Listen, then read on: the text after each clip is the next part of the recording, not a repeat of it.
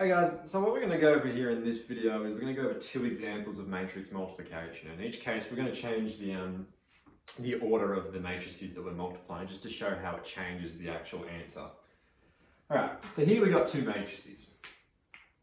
First thing we need to identify is their order, and then whether they actually can be multiplied together, and then we need to work out what the order of the product matrix is going to be, the answer. Alright, so our first one's a 2 by 2. Second one's a 2 by 2. Alright, those two numbers in the middle are the same. Cool, that means it's going to work.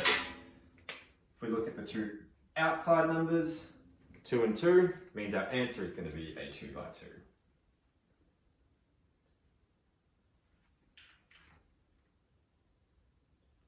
2. Alright, so inside this 2 by 2 is going to have 4 elements, because it's a 2 by 2 matrix. Now the process to find out what those 4 elements are isn't so clear. It's not straightforward. Those of you that did year 2 standard might remember what was called the run and dive method. That's what we're going to be following. Now, in here, our 4 elements, using our notation, they could look like this.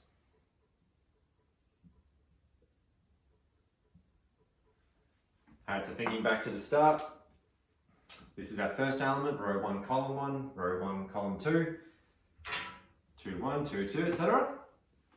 We can use this as a bit of a guide as to what we actually need to do here.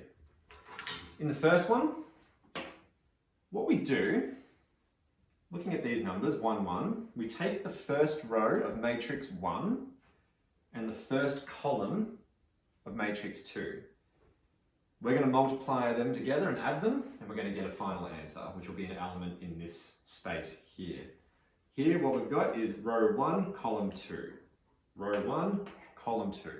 Alright, so the first number represents the first matrix, second number represents the second matrix. Here, we're going to multiply the second row to the first column. Here, we're going to multiply the second row to the second column. So that was the run and dive method that hopefully you learnt last year. Run across the row, dive down the column. Run across the row, dive. Run, dive, run, dive. So here we're going to have 4 different equations that are going to give us 4 different numbers, which will be the elements within that matrix.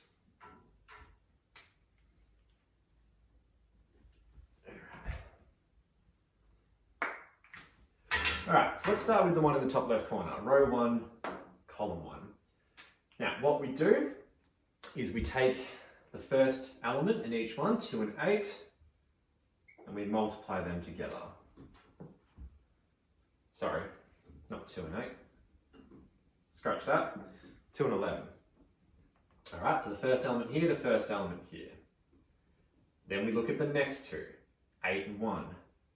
That gets added to it. Alright, so we've ran across here, dived down here, we've gone 2 times 11, 8 times 1. Whatever that equals is going to be our first element. Let's go over here next. The first row, the second column. Alright, multiply the first 2 elements.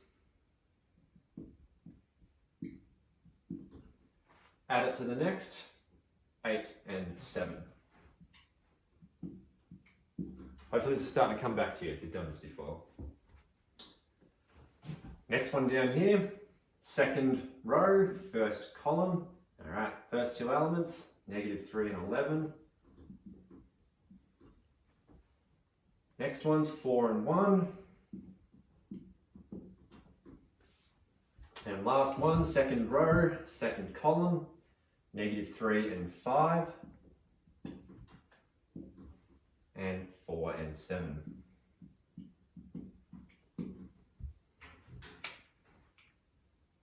Alright, so this is looking pretty busy at the moment. Now we can start to simplify it.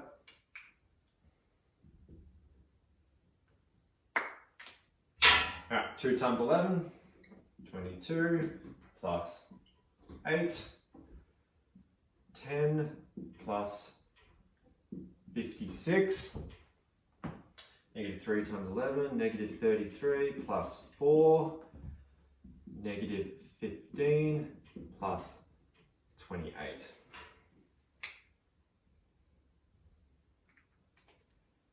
Alright, and then last step to simplify. 22 plus 8 is 30. 10 plus 56. Negative 33 plus 4. And negative 15 plus 28.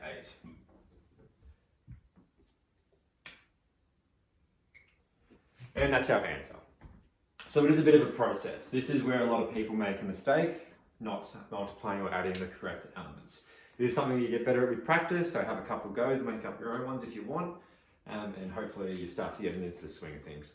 Now remember, this can be quite easily done on the CAS. You just simply type in your two matrices and multiply them together. But occasionally with some assessments, some exams even, you are required to demonstrate your understanding, so you will need to do the full working out like this.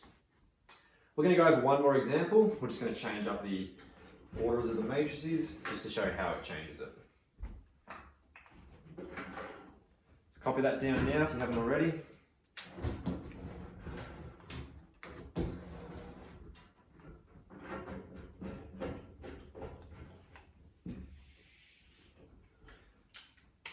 Alright, so this one, what we might do is go another 2 by 2 and a 2 by 1.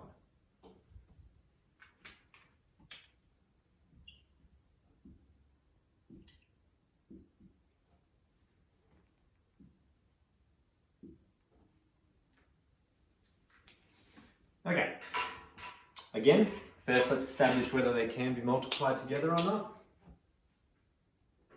2 by 2 and a 2 by 1, two middle numbers are the same, beautiful. Two outside numbers, 2 and 1, meaning our final product matrix is going to be a 2 by 1.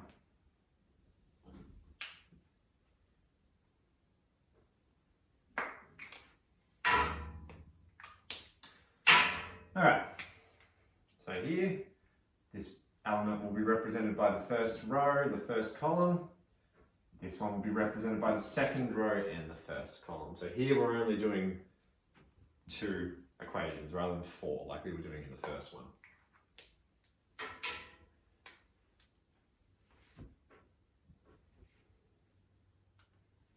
Okay, so first row and first column, 4 and 3, added to 8 times 12, done. Move down to the next. Second row, first column, 7 and 3, added to negative 2 times 12.